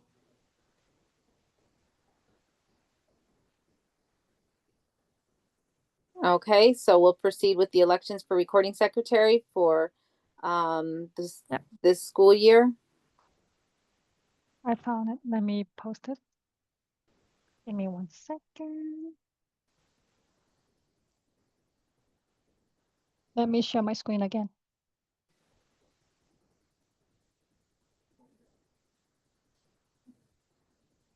Do you see my screen? It's loading. My computer is very slow today. Do you see it now? Okay, yes. Yep. Okay, so we are in need of a recording secretary or 2 co-recording secretaries. The duties include but are not limited to recording minutes at all President's Council meetings, prepare notices, agendas, sign-in sheets, and materials for distribution. Of course, that would be as applicable for Zoom meetings. Prepare and read the minutes at President's Council meetings, incorporate all amendments into the bylaws, ensure that signed copies of the bylaws with the latest amendments are on file in the superintendent's office, assist with the June transfer of records, including pertinent user IDs and passwords to the incoming executive board. And lastly, serve as one of the eligible signatories on checks if the President's Council is engaged in fundraising. And we do have a bank account as we have done fundraising through dues in the past. So I'd like to open the floor to any nominations. It is 8:10 And I open the floor to nominations. You can nominate yourself. You can nominate another individual as long as you know that they are willing to accept the nomination, or if they are here in the meeting and able to accept the nomination. You can submit nominations by unmuting yourself and stating your name or the person's name you're nominating, or you can put it in the chat, the full name of the person that's being nominated. It is not a time-consuming task. You saw the minutes and how quickly Lewis was able to do them from the transcript. Literally within minutes of the meeting ending, Lewis will email the transcript to the President's Council email, and it literally takes no time at all to do the minutes. It's probably the easiest job now as compared to what it used to be, where you had to take notes and type them up. That's a thing of the past. So please, if you guys could, somebody could step up and be a recording secretary so we can have a full board, that would be fantastic.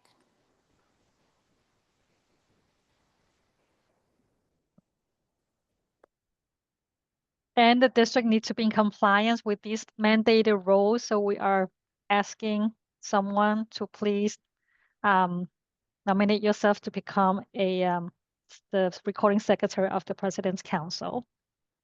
And I Anyone? believe we need to have the role filled by October 31st. So this is our last chance to have this role filled. Please, we just need one person to step up. We know your plates are full. All of our plates are full, but the district needs one person, just one. Two would be great if you wanted to share the load, but just one person to step up and be recording secretary for the school year. And we will be happy to support you. I mean, you have a great team behind you. We just need one person or two people who decide to do this. And like Rachel said, we're very close to a deadline. So if somebody would like to step in, we will greatly appreciate it.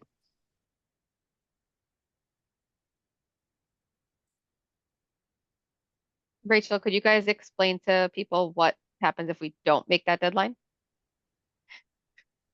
Jenny, do you I know? will have to report it back to FACE and then wait for the next guidance. But we would like to be in compliance. Like all the schools would like to be in compliance to have all those mandated roles filled. So we need to set the example as the district team and make sure we have all of our positions filled by October 31st, so that we are don't have a black dot next to our district. And we also need to include that in every single President's Council meeting, I believe, until the role has been filled. Anyone? Please, someone. Someone? Yes, we are all here to support you. We're all here to work with you. It'll literally take 5 to 10 minutes out of your month. That's it. So Yes. the amount of a coffee break, if you can give up one coffee break or do it during your coffee break, that's a possibility too. It's just cutting and pasting and checking names. That's it.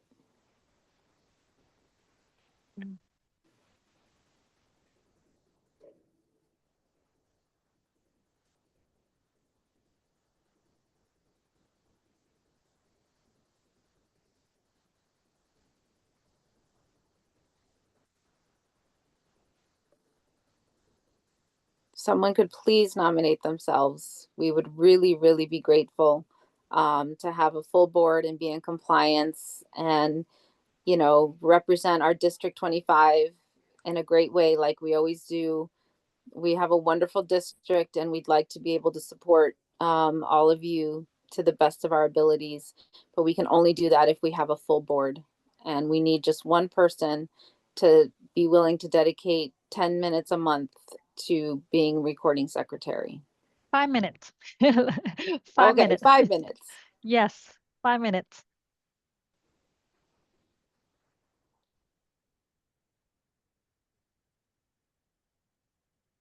Lewis and I will help download the transcript from our meetings, and all you need to do is just to copy and paste it into an IA platform and make it into a minute. It takes 5 minutes.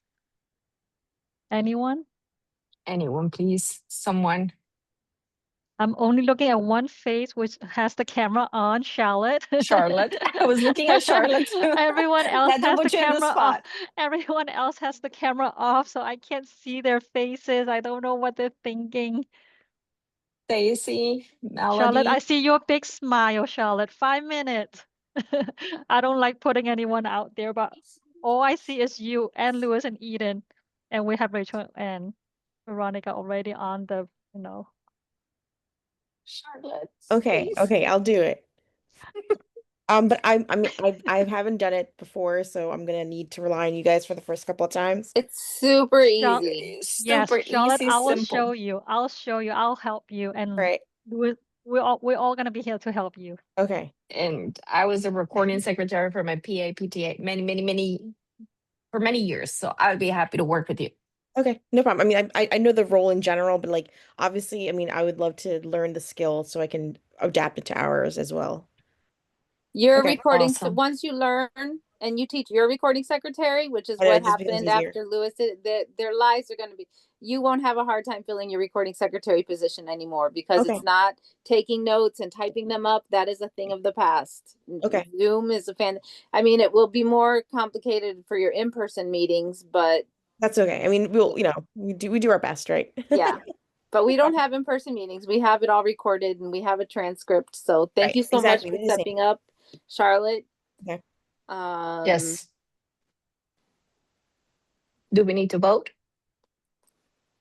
I don't think we have a poll, but if everyone is in favor of Charlotte being our recording secretary, we have a second from Carrie. So if you're in favor of Charlotte being our secretary, please put a thumbs up in the chat.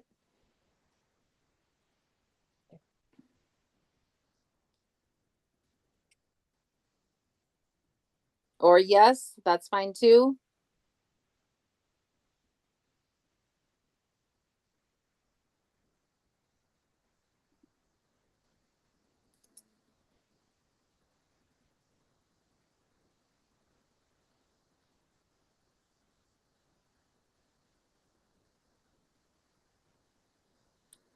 Okay, so far I've seen like 2 floating ones and we've got 7, or is it 9? 1, 2, 3, 4, 5, 6, 7, plus the 2 floating, we've got 9. So that is over 50%. So congratulations, Charlotte. You are our recording Yay. secretary. Yay. So please email Jenny with your I was about address, to ask. phone Yeah. number, and email so she can fill out the election certification form. And we can add you to our group lists. And congratulations. Thank you. We are so appreciative. And now we are not in compliance. We are in Yay, compliance. thank Thank you you. Thank so you. much. Charlotte, please email me your information, Will do. okay? Your phone name, your school, your phone number, email, and then I'll add you to the certification form. Okay. Thank you so much. We'll do. And I'll reach out to you so I can show you on how to sure. create that minute in Yeah. 5 minutes. Thank you. We'll do. Okay, is that the last item on our agenda, Jenny? Yes.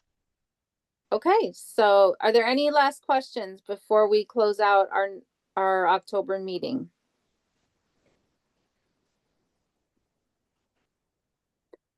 Okay, so it's 8:19. If someone could make a motion to adjourn our October, I'm jumping ahead to November, our October meeting of President's Council. Yes. Okay, if somebody could second. Second. Okay, it is 8:19 and our October President's Council meeting is officially adjourned. Thank you all for joining. Thank you, Charlotte, for joining the board as our recording secretary. And we look forward to seeing you all at our November meeting. Thank you so much and have a great night. Thank you, everyone. Thank you so much. Good night, everybody. Good night, Thank everyone. you, Charlotte. Bye. Good night. Good night, everyone. Night. Thank you. Good night. Veronica, I'm looking to see if I have access to that real quick for you right now. Otherwise, I have it in my car Sure. in the morning. Sure. I don't know what that sound was coming from. I thought it was a fire drill. I was about to run at this time. I'm still at Linden Place. So Oh boy. So you have Fabiola Abraham. She's from 499, Rachel. Yep. I Okay, so know her. that is Okay. the CEC assigned to 165, Veronica. So I will connect the dots for you. If you just send me an email so I have your email address, I'll connect you with her. Yeah, I just wanted to make sure that we're connected because there's some issues in that area that I would love to bring up to the CEC and then just try to figure it out how we can work around it. Definitely. Yeah. And then I'll connect you guys, but if she isn't responding, then let me know and I can jump in. Alrighty, out. sounds good. Awesome. Thank you. Have a good night, guys. Good night, Thank you, everyone. Eden. Thank you, Bye. everyone. And then, Veronica, I'll email you those questions that I wrote down from these parents. So Yeah. you can ask the CPAC and I can ask Antonia when I meet with her on those Thursdays office hours. I don't think I have to reach out to Faith just for that. I'll use Antonia. She's great. And then Yeah. we'll talk about the response and then we'll see how we can respond that back to those parents on our Yeah, as next long as meeting. yeah, I mean, as long as we have the list of the questions, I Yes, think that will help us. I wrote them down. I wrote them down. Yeah. Yep. Perfect. So Awesome. Since it's just the three of us, should we talk about what we want to do for our November meeting? Yeah, I think we should talk about. I was talking to Jenny about like the mid-year report. Maybe we talk a little bit about finance because it's already November. December is coming in. January we have to submit the mid-year. I believe is it January or is it March? It's through January 15th and it's due by January 31st. So it's maybe from July 1st to January 15th is the time frame of the report, and it's due by January 31st to the principal.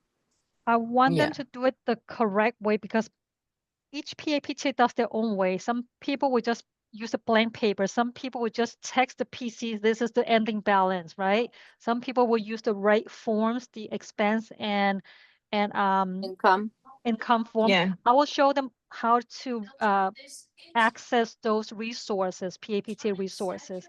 I can do that. Yeah. What do you And think about that?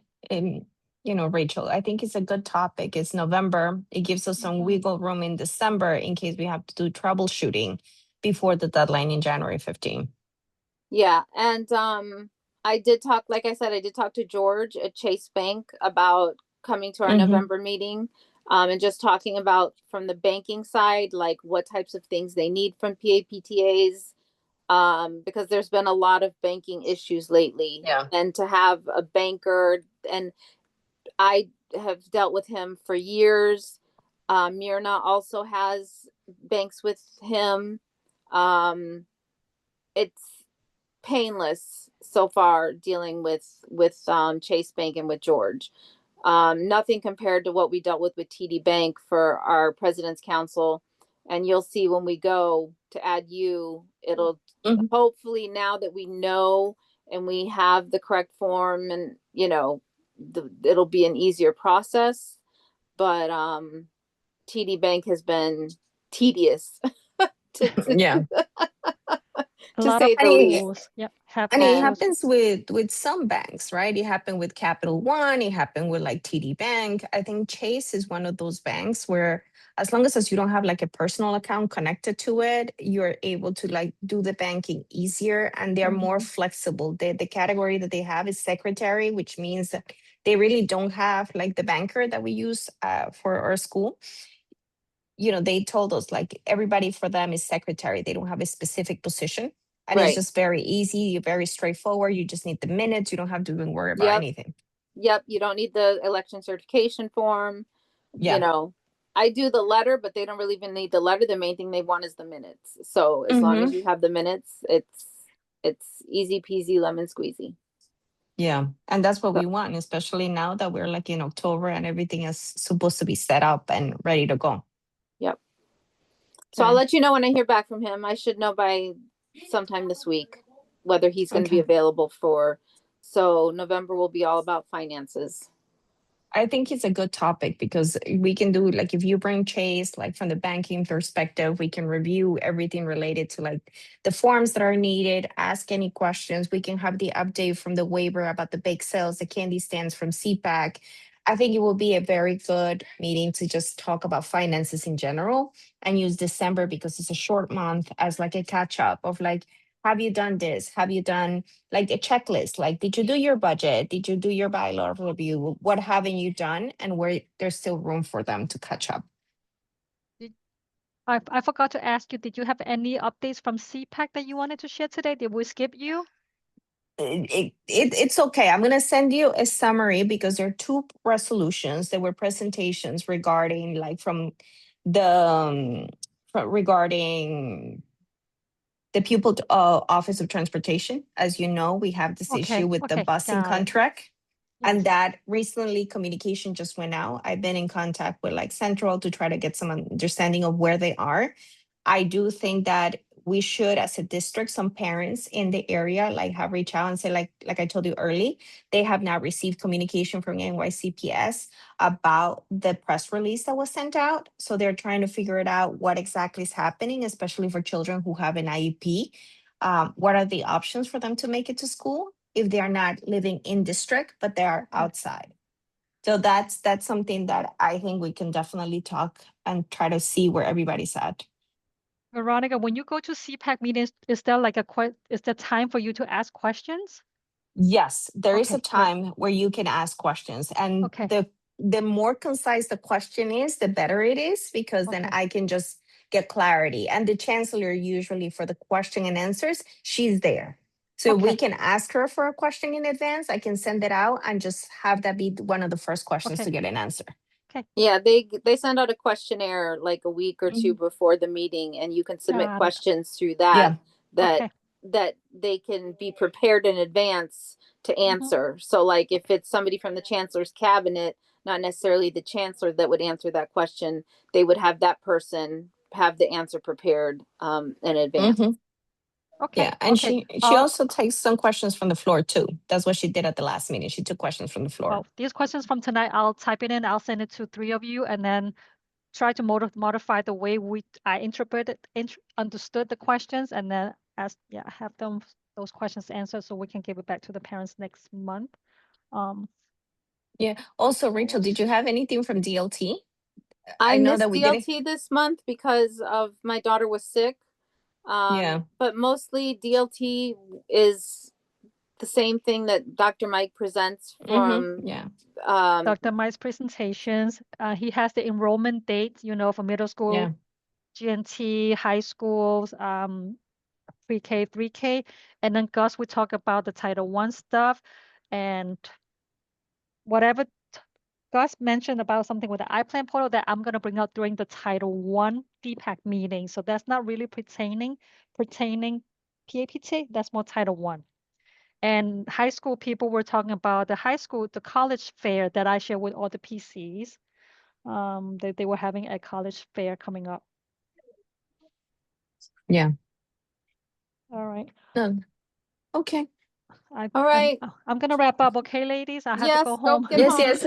Get home. Get home. Get home But safe. I'll send everything tomorrow, the questions, and then I'll update the certification form to include Charlotte, and then we're good from here, and then we can discuss about those the meetings for next month. I don't know what happened to my minute. I did it. I'm pretty sure I'm 100% sure I did it. I don't know where I saved it. I Okay. just lost.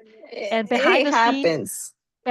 I said, Louis, I can't find it. Can you forward it to me? He said, I sent it on 9/16. I looked through 9/16 from Louis' emails. I don't even see the date. I feel like there's a ghost behind me right now. I said, I don't see it. And my hands start shaking. And then he sent it to me, and I use AI, but AI, sometimes it doesn't, let you do it immediately. I have to like redo it and redo it. Finally, it's like, Rachel, it's done. But my hands are shaking. You poor thing. All right, go home, Jenny. Anyway, yes. Good Take care, night. Jenny. Nice Great meeting, meeting. ladies. Bye, and guys. we're all good now. Bye. Bye. Bye, Jenny. Bye, Veronica.